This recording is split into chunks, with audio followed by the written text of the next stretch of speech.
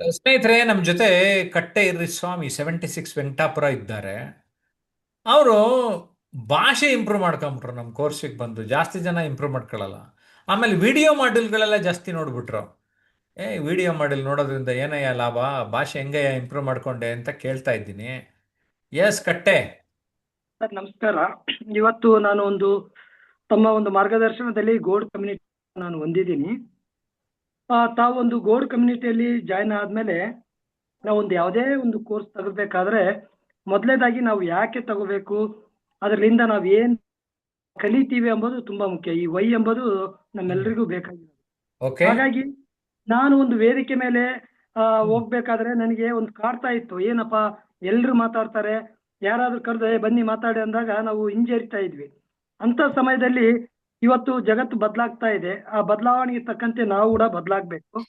ಹಾಗಾಗಿ ನಾನು ಯೂಟ್ಯೂಬ್ ಬೇಕಾದ್ರೆ ತಮ್ಮ ಒಂದು ಯೂಟ್ಯೂಬ್ನ ನಾನು ನೋಡ್ತಾ ಶಾರ್ಟ್ ವಿಡಿಯೋಸು, ತಮ್ಮ ಎಲ್ಲ ಭಾಷಣ ಕೌಶಲ್ಯದ ವಿಡಿಯೋಗಳನ್ನ ನೋಡಿ ಆದ್ಮೇಲೆ ಸಂಪರ್ಕಿಸಿ ಈ ತರ ಸಿಲ್ವರ್ ಕಮ್ಯುನಿಟಿ, ಗೋಲ್ಡ್ ಕಮ್ಯುನಿಟಿ, ಆಮೇಲೆ ಈ ತರ ಎಲ್ಲ ತಮ್ಮ ಒಂದು ಸಿಸ್ಟಮೆಟಿಕ್ ಆಗಿ ಕೋರ್ಸ್ಗಳು ಇದಾವೆ.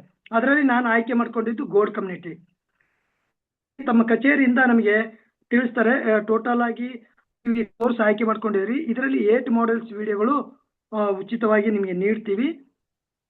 ಪ್ರತಿ ಗುರುವಾರ 3 ವಿಷಯಗಳಿಗೆ ನಿಮಗೆ ವಿಷಯಗಳನ್ನು ನೀಡ್ತಾರೆ. ಆ ವಿಷಯ ನೀವು ಮಾತಾಡಬೇಕು. ನಂತರದಲ್ಲಿ 1 day workshop, 2 day workshop, 3 day workshop ಮಾಡ್ತಾರಂತ ಹೇಳಿದ್ರು. ಅದಾದ್ಮೇಲೆ ನಾನು ಗೋಲ್ಡ್ ಕಮ್ಯುನಿಟಿ ಆಮೇಲೆ ಆ ವಿಡಿಯೋಗಳು 8 ಮಾಡೆಲ್ ವಿಡಿಯೋಗಳನ್ನ ನಾನು ನೋಡ್ತಾ ಬಂದೆ. ಅವು ಎಷ್ಟು ಅದ್ಭುತವಾಗಿದ್ದಾವಂದ್ರೆ ನಮ್ಮ ಜೀವನದಲ್ಲಿ ಎಲ್ಲರಿಗೂ ಅಂತ ಎಲ್ಲಾ ವಿಡಿಯೋಗಳು ಅದರಲ್ಲಿ ಇದಾವೆ. ಪ್ರತಿಯೊಂದು ಭಾಷಣ ಕೌಶಲ್ಯ ಆಗಿರ್ಬೋದು, ವ್ಯಕ್ತಿತ್ವ ವಿಕಸನ ಆಗಿರ್ಬೋದು, ಜೀವನದಲ್ಲಿ ಉತ್ಸಾಹ ನಾವು ಯಾವ ರೀತಿ ಕಂಡುಕೊಳ್ಬೋದು ಅದು ಆಗಿರ್ಬೋದು, ಜೊತೆಗೆ ಮಕ್ಕಳನ್ನ ಪೋಷಕರು ಅದಾಗಿರ್ಬೋದು. ಈಗ ಆಮೇಲೆ ಅಂದ್ರೆ ನಮಗೆ ಬೇಕಿರ್ಲಿದ್ದನ್ನು ಕೂಡ ನಾವು ಜಾಸ್ತಿ ಮನೆಯಲ್ಲಿ ಆಗಿರ್ಬೋದು, ಕಚೇರಿಯಲ್ಲಿ ಆಗಿರ್ಬೋದು ಅದನ್ನು ಕೂಡ ನಮ್ಗೆ ಎಷ್ಟು ಬೇಕೋ ಅವಶ್ಯಕತೆಗೆ ತಕ್ಕಂತೆ ಇಟ್ಕೊಳ್ಳೋದಾಗಿರ್ಬೋದು. ಪ್ರತಿಯೊಂದು ಈ ಆಡಿಯೋ ಮಾಡೆಲ್ಸ್ ಅಂತೂ ನಿಜಕ್ಕೂ ಅದ್ಭುತವಾಗಿ ಬಂದಿದ್ದಾವೆ. ಈ ವಿಡಿಯೋಗಳು ನೋಡ್ತಾ ನಾನು ಏನ್ ಮಾಡ್ತಾ ಇದ್ದೆ ಅಂದ್ರೆ ಸರಿಯಾಗಿ ಇದೆ.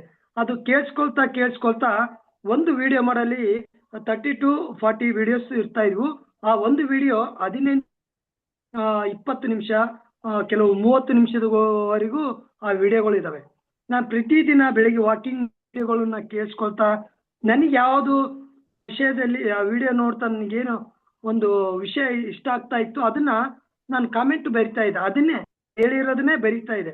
ಆ ಥರ ಬರಿತಾ ನನ್ನಲ್ಲಿ ಭಾಷೆ ಇಂಪ್ರೂವ್ ಆಯ್ತು. ಜೊತೆಗೆ ನಾನು ಬರೆಯುವುದರ ಮೂಲಕ ಅಲ್ಲಿ ಕೂಡ ತಪ್ಪು ಮಾಡ್ತಾ ಇದ್ದೆ. ಅಲ್ಲಿ ನಾನು ಸಾಕಷ್ಟು ಬದಲಾವಣೆ ಕಂಡೆ. ತಾವುಗಳು ಸಹ ನನಗೆ ತಮ್ಮ ವಿಡಿಯೋಗಳನ್ನ ಬರೆಯೋದಕ್ಕೆ ಕೊಟ್ರಿ, ಅಲ್ಲಿ ಕೂಡ ನನಗೆ ತಿದ್ದಿದ್ರಿ. ಈ ತರ ಎಲ್ಲ ಬರೀಟಾಗಿ ಅದು ಪದಗಳ ವಾಕ್ಯ ತುಂಬಾ ತಿಳಿಸಿದ್ರಿ. ಜೊತೆಗೆ ಕಾಮೆಂಟ್ ಮಾಡೋದ್ರ ಮೂಲಕ ಸಾಕಷ್ಟು ನಾನು ಬದಲಾವಣೆ ಕಂಡೆ. ಹಾಗೆ ನಾನು ಕವನಗಳು ಬರೆಯಕ್ಕೆ ಸ್ಟಾರ್ಟ್ ಮಾಡಿದ್ದೀನಿ. ಈಗಾಗಲೇ 36 ಕವನಗಳು ನಾನು ಬರ್ದಿದ್ದೀನಿ. Great great. ನಾನು ಇನ್ನು ಏನೋ ಒಂದೆರಡು ಕವನ ಬರೆದಿರ್ಬೇಕು ಅನ್ಕೊಂಡ್ರೆ 36 ಕವನ ಬರೆದ್ಬಿಟ್ಟಿದ್ಯಲ್ಲಪ್ಪ. Very good, great great. Gratitude function ಅಲ್ಲಿ ತಮಗೆ ಈ ವಿಷಯ ತಿಳಿಸಿದೆ ಸರ್. ನೆಕ್ಸ್ಟ್ ಗ್ರಾಟಿಟ್ಯೂಡ್ ಅಲ್ಲಿ ಈ ಪುಸ್ತಕ ಮಾಡಬೇಕು ತಮ್ಮ ಮಾರ್ಗದರ್ಶನದ ಮೂಲಕ ಮಾಡ್ಕೊಂಡಿದ್ದೀನಿ. ನಾನು ನೆಕ್ಸ್ಟ್ ಟೈಮ್ ವರ್ಕ್ಶಾಪ್, 1 ಡೇ ವರ್ಕ್ಶಾಪ್ಗೆ ಏನಾದ್ರು ಬಂದ್ರೆ ಅದನ್ನ ಯಾವ ರೀತಿ ಮಾರ್ಗದರ್ಶನ ಮೂಲಕ ತಮ್ಮ ಒಂದು ಮಾರ್ಗದರ್ಶನದಲ್ಲಿ ಕೃತಿ ಬಿಡುಗಡೆ ಮಾಡ್ಬೇಕಂತ ಅನ್ಕೊಂಡಿದ್ದೀನಿ. ಹಾಗಾಗಿ ಇದಕ್ಕೆಲ್ಲ ಸಾಧ್ಯ ತಮ್ಮ ಒಂದು ಮಾರ್ಗದರ್ಶನ ಅಂತ ನಾನು ತುಂಬಾ ಹೆಮ್ಮೆಯಿಂದ. ಯಾಕಂದ್ರೆ ಆನ್ಲೈನ್ ನಲ್ಲೇನೆ ಕಲಿತೀವಿ, ಆದ್ರೆ ಆಫ್ಲೈನ್ ನಲ್ಲೂ ಕಲಿಯೋದ್ರಿಂದ, ಆಫ್ಲೈನ್ಗೂ ಅಟೆಂಡ್ ಮಾಡೋದ್ರಿಂದ ಏನ್ ಲಾಭ? ಆನ್ಲೈನ್ ಅಲ್ಲಿ ಈಗ ನಾವು ಕ್ಯಾಮ್ರಾ ಮುಂದೆ ಇರ್ತೀವಿ.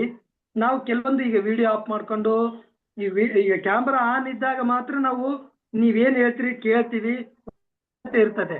ನಾವು ವಿಡಿಯೋ ಆಫ್ ಮಾತಾಡಿ ಏನಾಗುತ್ತೆ, ನಮ್ಮ ಏಕಾಗ್ರತೆ ಬೇರೆ ಕಡೆಗೆ ಹೋಗುತ್ತೆ. ನಾವು ನಿರ್ದಿಷ್ಟವಾಗಿ ಏನು ವಿಷಯಗಳನ್ನ ನಾವು ಕೇಳಕ್ ಆಗೋದಿಲ್ಲ. ಹಾಗಾಗಿ ಇದು ಆನ್ಲೈನ್ಗಿಂತ ಆಫ್ಲೈನ್ ನಲ್ಲಿ ನಾವು ಹೋದ್ರೆ ಅಲ್ಲಿ ನಮ್ಮ ಒಂದು ನೇರ ಪ್ರಶ್ನೆ ನಿಮ್ಗೆ ಕಾಣ್ತತೆ. ಹಾಗೆ ನಾವು ಕೆಲವೊಂದು ತಪ್ಪುಗಳು ಮಾಡೋದಾಗಿರ್ಬೋದು. ನಾನು ಒಂದು ವೇದಿಕೆ ಮೇಲೆ ಯಾವ ರೀತಿ ಡ್ರೆಸ್ ಕೋಡ್ ಹಾಕೊಂಡು ನಾವು ಪ್ರತಿಯೊಂದನ್ನ ನಮ್ಮ ಕೆಲವೊಂದು ಪದ ಇದ್ವಿ ಅಲ್ಲಿ ಕೂಡ ಯಾವ ರೀತಿ ನೀವು ಮಾತಾಡಬೇಕು ಅಲ್ಲಿ ಇಮಿಡಿಯೇಟ್ಲಿ ತಾವು ಕರೆಕ್ಟ್ ಮಾಡ್ತಾ ಇದ್ರಿ. ಆ ತರ ನಾವು ಆಫ್ಲೈನ್ ವರ್ಕ್ಶಾಪ್ ಮಾಡೋದ್ರಿಂದ ಸಾಕಷ್ಟು ಬದಲಾವಣೆ ನಾವು ಕಂಡಿದ್ವಿ ಸರ್. ಹಾಗೆ ತಮ್ಮ ಎಲ್ಲಾ ಪುಸ್ತಕಗಳು ನುಡಿಗನ್ನಡ ಆಗಿರ್ಬೋದು, ಅನುಕ್ಷಣ ಅನುಭವಿಸ, ಹಾಗೆ ಅನನ್ಯತೆ ಅರಿಯಿರಿ, ಕೀಳರಿಮೆಯಿಂದ ಹೊರಬನ್ನಿ, ಆಮೇಲೆ ಟರ್ನಿಂಗ್ ಪಾಯಿಂಟು, ಇವೇನು ನಿರೂಪಿಸಿ ತರಬೇತಿಯಿಂದ ಇವೆಷ್ಟು ನಾನು ಕೂಡ ಓದ್ತಾ ಇದ್ದೀನಿ. ಹಾಗೆ ಹೊಸ ಹೊಸ ತಾವೇನು ಕೃತಿ ಪುಸ್ತಕಗಳನ್ನ ಬಿಡುಗಡೆ ಮಾಡ್ತಾ ಇದ್ರಿ, ಅದು ನನಗೆ ಇಷ್ಟ. ಯಾಕಂದ್ರೆ ನಾವೆಷ್ಟು ಓದ್ತೀವಿ ಅಷ್ಟು ನಾವು ಒಂದು ಜ್ಞಾನ ಸಂಪಾದನೆ ಮಾಡ್ಕೊಳ್ಬೇಕಂತ ತಮ್ಮ ಮೂಲಕ ತಿಳಿತಾ ಇದೆ. ಹಾಗೆ ಇಷ್ಟು ನಾನು ಹೇಳಕ್ಕೆ ಇಷ್ಟಪಡ್ತೀನಿ ಸರ್. ಇನ್ನೊಂದು 3 days ವರ್ಕ್ಶಾಪ್, ಓಕೆ, ಹೌದು sir. 3 days offline workshop residential camp, ನೀವು ಒಂದೆರಡು ಕ್ಯಾಂಪ್ ಅಟೆಂಡ್ ಮಾಡಿದಿರಿ ಅಂತ ಅನ್ಸುತ್ತೆ. ಅದರ ಅನುಭವದ ವಿಶೇಷ ಏನು? ಈ 3 days ವರ್ಕ್ಶಾಪ್ ಅಂತ ನಾವು ಹೋದ್ರೆ ಸರ್, ಅಲ್ಲಿ ನಾವು ಇರ್ತಕ್ಕಂಥ ವಾತಾವರಣ ಅಲ್ಲಿ ತುಂಬಾ ಬದಲಾವಣೆ ಆಗುತ್ತೆ. ಅಲ್ಲಿ ನಾವು ಜಾಸ್ತಿ ಕಲಿಕೆಗೆ ಒಟ್ಕೊಳ್ತೀವಿ. ಹಾಗೆ ಹೊಸ ಒಂದು ಜಾಗ, ಹೊಸ ಒಂದು ವಾತಾವರಣ, ಅಲ್ಲಿ ಬಂದಿರ್ತಕ್ಕಂಥ ಎಲ್ಲ ವಿವಿಧ ಭಾಗದಿಂದ ಬಂದಿರ್ತಾರೆ. ಅಲ್ಲೆಲ್ಲ ನಮಗೆ ಸ್ನೇಹಿತರಾಗ್ತಾರೆ. ಅವರ ಒಂದು ವಿಷಯಗಳು, ಅವರ ಒಂದು ವಿಚಾರಣೆಗಳು ನಮಗೆಲ್ಲ ಸಂಗ್ರಹ ಆಗ್ತವೆ. ಒಟ್ಟಾರೆಯಾಗಿ ತಾವೇನು ಅಲ್ಲಿ ಒಂದು 3 days ವರ್ಕ್ಶಾಪ್ ಅಲ್ಲಿ ನಮಗೆ ಸುಮ್ಮನೆ ಖಾಲಿ ಸಮಯನ ಅಂದ್ರೆ ದುರ್ಬಳಕೆ ಮಾಡ್ಕೊಳಕ ಬಿಡೋದಿಲ್ಲ. ಯಾಕಂದ್ರೆ ಸಾಕಷ್ಟು ನೀವು ಕಲಿಯಕ್ಕೆ ಬಂದಿದ್ರಿ, ಈ 3 ದಿನ ಸರಿಯಾದ ರೀತಿಯಲ್ಲಿ ಬಳಸ್ಕೊಳ್ರಿ ಅಂತ ಹೇಳ್ತೀರಿ.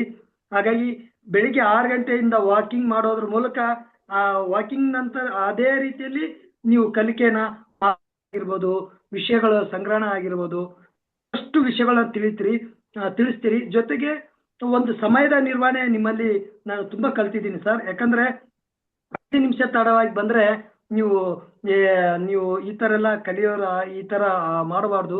ಯಾಕಂದ್ರೆ ನಾವೇನ್ ಸಮಯ ಕೊಟ್ರಿ ಆ ಸಮಯದಲ್ಲಿ ನೀವು ಇರಬೇಕು ಅಂತೇಳಿ ನಮಗೆ ಸಾಕಷ್ಟು ವಿಷಯಗಳನ್ನ ನೀಡಿದ್ರಿ. ಹಾಗೆ ಬೇರೆ ಬೇರೆ ವಿವಿಧ ಸಾಧಕರನ್ನ ಅಲ್ಲಿ ಕರ್ಕೊಂಬಂದು ನಮಗೆ ಬೇರೆ ಬೇರೆ ವಿಷಯಗಳ ಬಗ್ಗೆ ತರಬೇತಿ ಕೂಡ ಆ 3 ದಿನದಲ್ಲಿ ನೀಡ್ತೀರಿ. ಹಾಗೆ 1 ನಿಮಿಷದಲ್ಲಿ ನಾವು ಯಾವ ರೀತಿ ಮಾತಾಡ್ಬೇಕು ಅಂದ್ರೆ ಓಪನ್ ಅಂಡ್ ಕ್ಲೋಸ್ ಯಾವ ರೀತಿ ನಾವು ಮಾತಾಡ್ಬೇಕು ಅದ್ರ ಕೂಡ ನೀವು ಅಭ್ಯಾಸನವನ್ನ ಮಾಡಿಸ್ತೀರಿ. ಹಾಗೆ ಬೇರೆ ಬೇರೆ ಚಟುವಟಿಕೆಗಳನ್ನು ಕೂಡ ತಾವು ಕಲಿಸ್ತೀರಿ. ನನಗೆ ನಿಜವಾಗ್ಲೂ ಆ 3 days ವರ್ಕ್ಶಾಪ್ ಮರೆಯಂಗಿಲ್ಲ.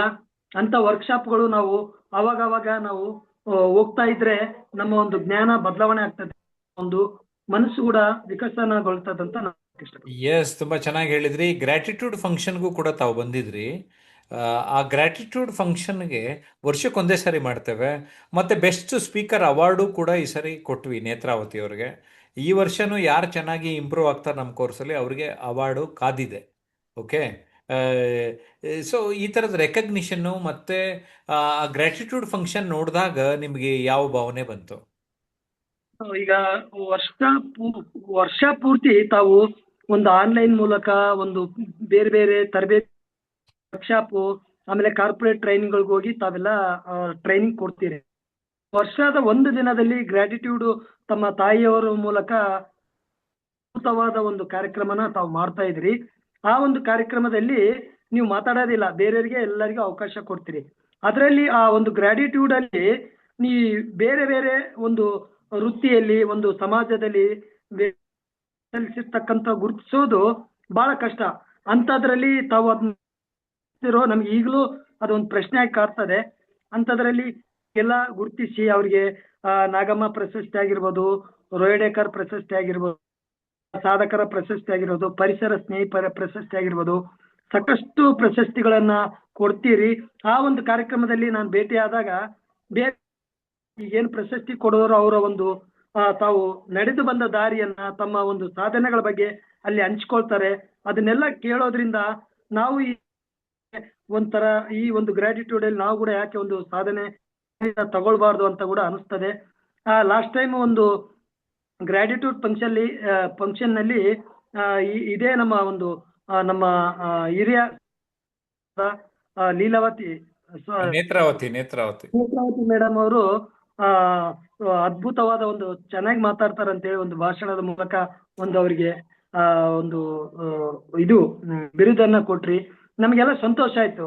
ನೋಡಪ್ಪ ಅವ್ರು ಎಷ್ಟು ಚೆನ್ನಾಗಿ ಮಾತಾಡ್ತಾ ಮಾತಾಡ್ತಾ ಭಾಷೆ ಇಂಪ್ರೂವ್ ಆಗಿ ಇವತ್ತು ಅವರು ಪಡೆದುಕೊಳ್ತಾರೆ ಅಂದ್ರೆ ನಾವು ಕೂಡ ನಿರಂತರ ಕ್ಲಾಸ್ನಲ್ಲಿ ಅಟೆಂಡ್ ಆಗೋದ್ರಿಂದ ಮಾತಾಡೋದನ್ನ ನಾವು ಚೆನ್ನಾಗಿ ಕಲಿತಾ ಇದ್ರೆ ಕೂಡ ನಮಗೂ ಕೂಡ ಒಂದಿನ ಈ ಒಂದು ಬಿರುದು ಸಿಗ್ತದೆ ಅಂತ ಒಂದು ಇದ್ದೀವಿ ಸರ್. ಒಟ್ಟಾರೆಯಾಗಿ ತುಂಬಾ ಚೆನ್ನಾಗಿತ್ತು ಸರ್ ಆ gratitude function. Okay, good. Katteri Swami, ತುಂಬಾ ದಿನ ಆದ್ಮೇಲೆ ನಿಮ್ಮನ್ನ ಮಾತಾಡಿಸ್ತಾ ಇದ್ದೇವೆ. ವಿಕಾಸ್, ಕಟ್ಟೇರಿ ಸ್ವಾಮಿ ಮಾತುಗಳು ಕೇಳಿದಾಗ ಹೇಗೆ ಅನ್ನಿಸ್ತು? ನಮಸ್ತೆ ಸರ್. ಕಟ್ಟೆ ಹರಿಸ್ವಾಮಿಗಳು ನಿಮ್ಮ ಮಾರ್ಗದರ್ಶನ ಆ, ತರಬೇತಿಯಲ್ಲಿ ಸರ್ ಅವರು ಪ್ರೈಮರಿ ಮತ್ತೆ ಹೈಯರ್ ಸ್ಕೂಲ್ನೆಲ್ಲ ಮುಗಿಸ್ಕೊಂಡ್ಬಿಟ್ಟು ಡಿಗ್ರಿ ತಗೊಂಡಿದ್ದಾರೆ ಅಂತ ನನಗೆ ಅನಿಸ್ತಾ ಇದೆ. ಈಗ ಡಿಗ್ರಿ ಸರ್ಟಿಫಿಕೇಟ್ ಯೂನಿವರ್ಸಿಟಿನಲ್ಲಿ ಹೆಂಗ್ ಕೊಡ್ತಾರೋ ಆ ತರ ತಗೊಳ್ಳೋ ರೀತಿಯಲ್ಲಿ ಅವರು ಮುಂದುವರೆದಿದ್ದಾರೆ.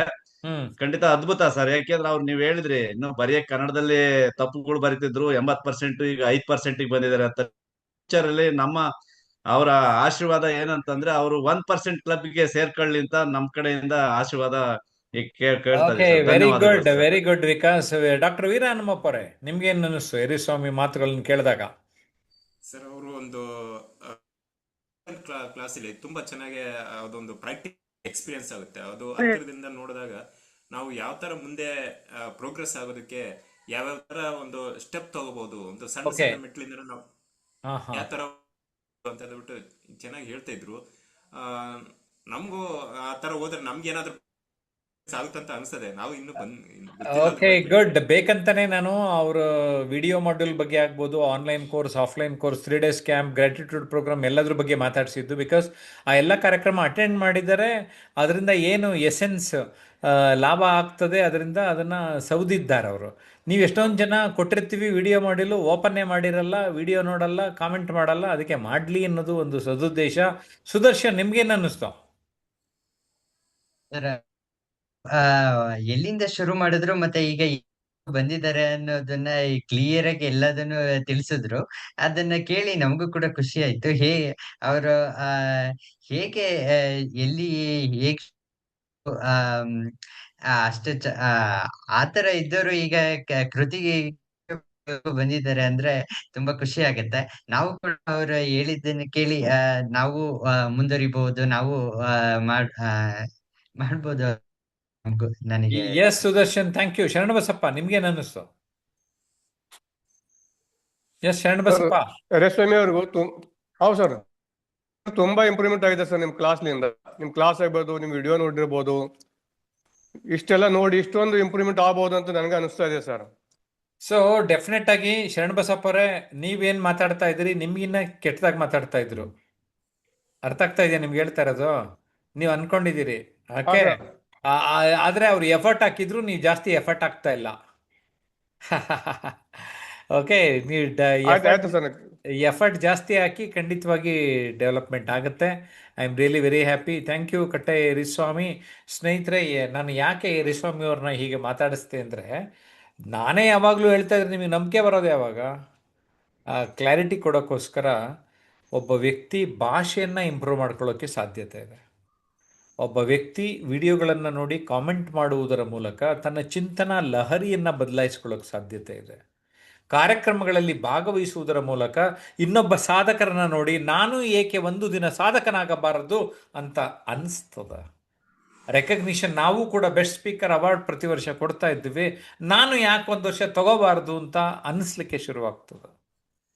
ಆಗ ಅನ್ನಿಸ್ಲಿ ಅಂತಲೇ ಈ ವಿಡಿಯೋ ಮಾಡಿದ್ದೀನಿ, ಗೊತ್ತಾಯ್ತಾ? ಸೊ ನೀವೇನು ಮಾಡಬೇಕು, ನಿಮ್ಗೇನು ಅನ್ನಿಸ್ತು ಅಂತ ಕಾಮೆಂಟ್ ಮಾಡಬೇಕು. ಆಗ ನಿಮ್ಗೊಂದು ಕ್ಲಾರಿಟಿ ಬರ್ತದೆ. ಓಕೆ, ಬಾಯ್.